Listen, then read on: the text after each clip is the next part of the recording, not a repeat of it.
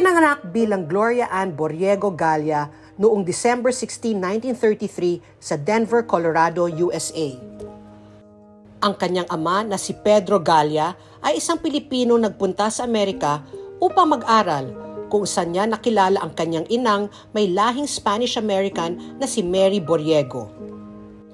Noong 1937, bumisita ang kanilang pamilya sa mga kamag-anak sa Mabini, Pangasinan. Ngunit hindi na sila nakabalik sa Denver dahil sumiklab ang World War II at naipit ang pamilya sa Pilipinas. Sa edad na 11, nagsimulang mangarap si Tita Glo na maging artista. Sa pahintulot ng kanyang ama, sinubukan niyang pumasok sa showbiz. Una siyang lumabas bilang extra sa pelikulang Ang Bahay sa Lumang Gulod noong 1949 at sa iba pang pelikula sa Premier Productions. Lumipat siya sa Sampaguita Pictures sa tulong ng kanyang malayong tiyuhin na si Nardo Rosales, ang editor ng studio.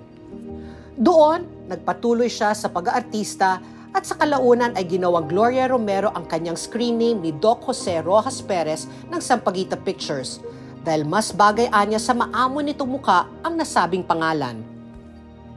Siya ay isang tunay na alamat sa industriya ng pelikulang Pilipino.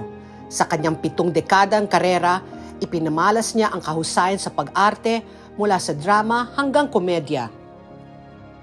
Kilala siya sa mga pelikulang tulad ng Cofradia, Pilya, Despachadora at Dalagang Ilocana, kung saan nagwagi siya ng famous Best Actress Award.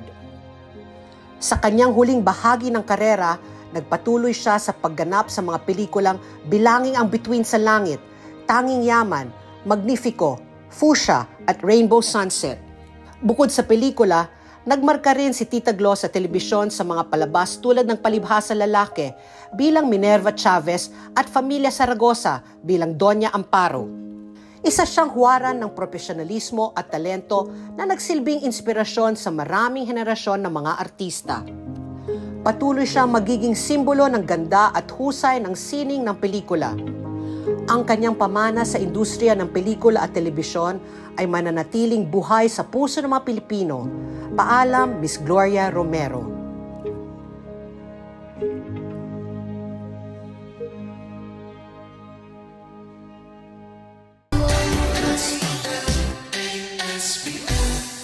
Let's get together, Sunday 25, Sunday 25.